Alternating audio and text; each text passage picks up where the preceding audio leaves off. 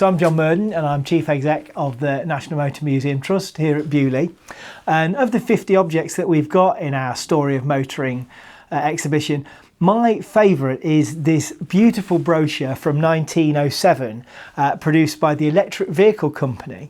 And it's a brochure to help you choose between whether you should buy a steam vehicle, a petrol one, or an electric one. So it just shows that people were grappling in the early part of the 20th century with exactly the type of issues that we're all struggling with now about what's the best form of propulsion for motoring, what's the best way to get about. And it's, apart from being beautifully written and beautifully illustrated, it's really quite on the money in terms of how it sees the different advantages between petrol and electricity. It's still in that point of the development of the motor vehicle, particularly in commercial vehicles, the steam traction was a viable proposition. But for us in the 21st century, what it says about comparing the petrol engine with the electric vehicle is really quite prescient.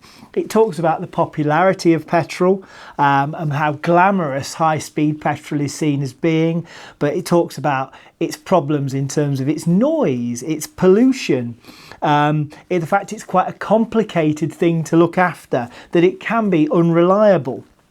And this is some of its disadvantages. And it talks about it's the so-called perfection of the petrol engine. And then it contrasts that with what it actually sees as being the ideal motive power, which is electricity. It talks about how electricity is clean and how it's relatively cheap.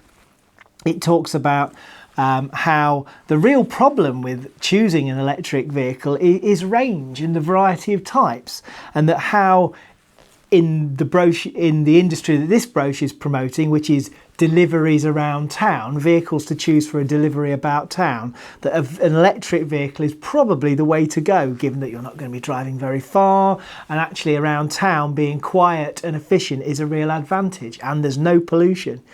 So I was just really struck with the fact that this document, which is 120 years old, is so accurate in a lot of the issues that we're still thinking about in terms of motoring and mobility right now. And I think it just shows that, you know, as they say, the more things change, the more things stay the same.